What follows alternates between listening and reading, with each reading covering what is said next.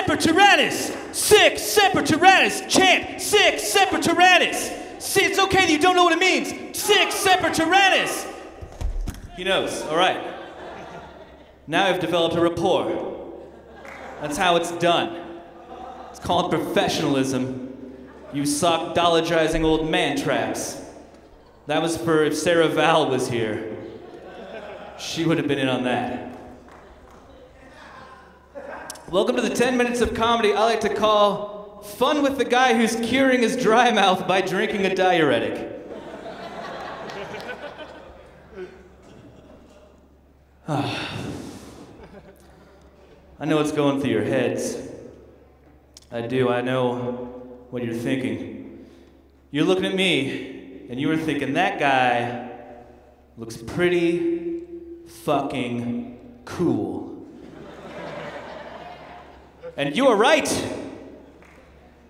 If by cool, you mean unemployed. Because I do not work.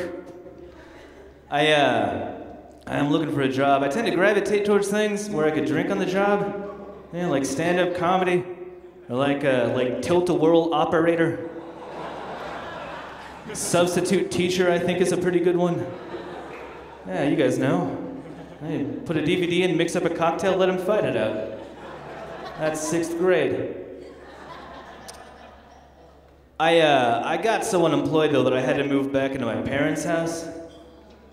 Which sucks doubly for me because they live in Longmont, Colorado. Hello. Wrong reaction. I don't care if you're from there, you're gonna like this even more. Oh, God. Now, I never thought that I would ever have to live in a city where every single citizen appears to be a date rapist. Right? Like even my parents, I gotta sleep with one eye open. It's a bad fucking scene.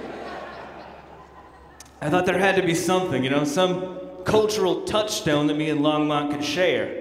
So I went to the Longmont Repertory Theater for a staging of Hamlet. She's probably seen it.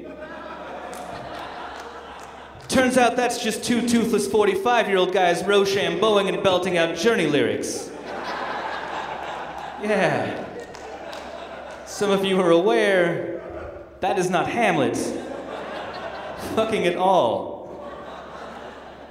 There's an awful moment, though. There's an awful moment. I was in Longmont, Colorado. I was looking around, and I thought to myself, oh my God, I think I fit in here.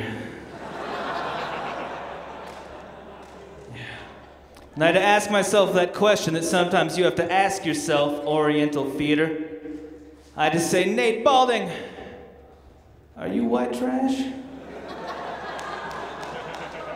Yeah. I have a story that I think pretty emphatically answers this question. I was smoking meth with my 14-year-old girlfriend. As one is wont to do. And her dad walks in, and is like, what are you doing smoking meth with my daughter? And I was like, well, fuck you, she's my niece. Two of you groaned at that. You can't come through the darkness that's me having a 14-year-old girlfriend and groan at a fucking incest joke. You're already a monster. You've crossed the line. You've gone down the dark path. A few weeks ago, a friend of mine came to me. He was like, you know what I really like about your comedy is you represent it well. Your appearance, your whole persona works with what you're doing. And it's a very complimentary thing to say. But in the back of my head, I was like, shit. If I look like my jokes, I'd just fucking give up on ever again having sex with someone who doesn't have a strong, positive opinion of the Insane Clown Posse.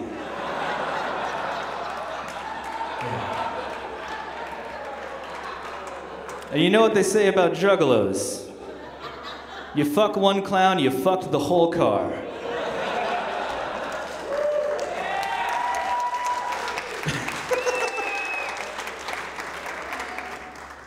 Drink for applause break.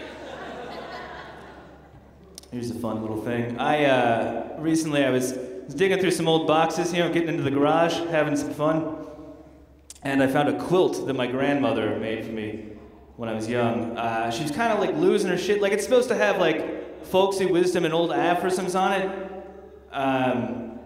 But she was not in the right headspace when she was like, okay, like here's an example. Like here's one of the squares. It just says, a bird in the hand is worth two and the Holocaust never happened.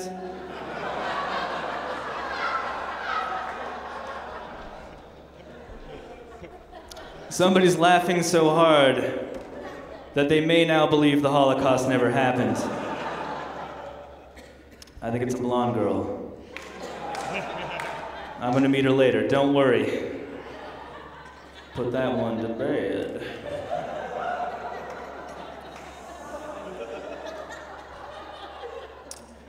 You guys know where you live, right?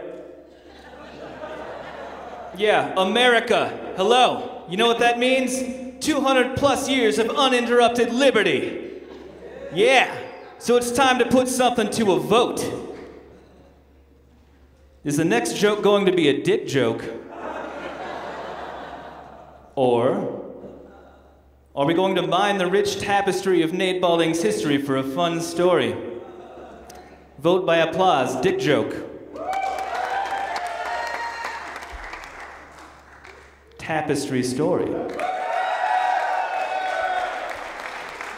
The joke's on you, we're doing both. But we'll do the fun story first. A few years ago, I moved to Portland, Oregon, not Maine, right? The fun one. Yeah. I don't know if you've been to Portland, Maine, but come on, get real, Portland, Maine. I'd lived there for like 2 days when some friends of mine asked me if I wanted to go to a birthday for one of their friends, and I was like, yeah, definitely, let's go. And so we went there, and I just proceeded to get just fucking blackout, fucking karate chopping a birthday cake drunk. Yeah. And like when a man starts getting hand blasted with your B-Day cake, it's time for that guy to go. Yeah. But I didn't really know where I was or where I lived. So they just kind of like were like, yeah, you know, you just go down that road and you'll totally see it. And off I went into my crazy midnight vision quest, from which I awoke looking up at two strangers who were like, so, what are you doing in our house? And I could not tell them, because I did not know. Because I'd broken in, slept there. Here's the best part though. They were like, so, we gotta go run some errands. I guess it's cool if you stay around for a while. And I fucking did. I went back to sleep on that couch for 3 hours. And I woke up and I couldn't find my leather jacket, so I left him a note that was like, if you find the most bitch-tastic rad maxical jacket around, it's probably mine, send me a text. Sure enough, like 5 hours later, I got a text. It's like, yeah, we found your jacket, come get it. And I went up there, fully expecting him to like throw the jacket in my face and be like, get off my lawn, you asshole. Was instead greeted by a giant man who came to the door and was like, hey Nate, high five, what's up, bro? And I was like, sorry about breaking into your house last night. And he was like, yeah man, you were pretty out of it. It's cool. So that's that story.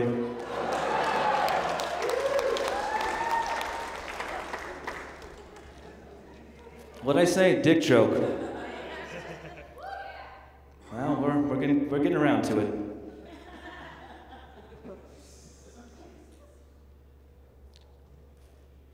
This is for not chanting Sic Semper Tyrannis with me at the beginning. I was at a bar with a buddy recently, and you know how two heterosexual men surrounded by drunk chicks start talking about giant cock? How that's a thing? We were doing that. And my buddy is like, man, if I had a huge dick, I'd let that shit hang out of my pants and let the women come to me. And I was like, yeah, that might work, except that size doesn't matter. Right, ladies? Wrong. Size is fucking important. It's like the second most important thing right after being not being the weirdo with your dick hanging out of your pants. Did you catch where I fucked that up?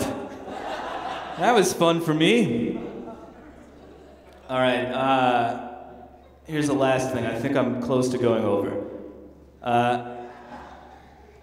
It's good when I acknowledge these things, right? You guys care about this? This is a thing the crowd worries about. Is he gone? Is it 9:30 right now? Yeah. Vindicated. I like a good redneck tan. Right? Yeah. Good redneck tan. Because it's like a beacon to the world, you know? It just says, hey, I'm not wearing a shirt right now. But I was. Thanks, guys. I've been Nate Balding.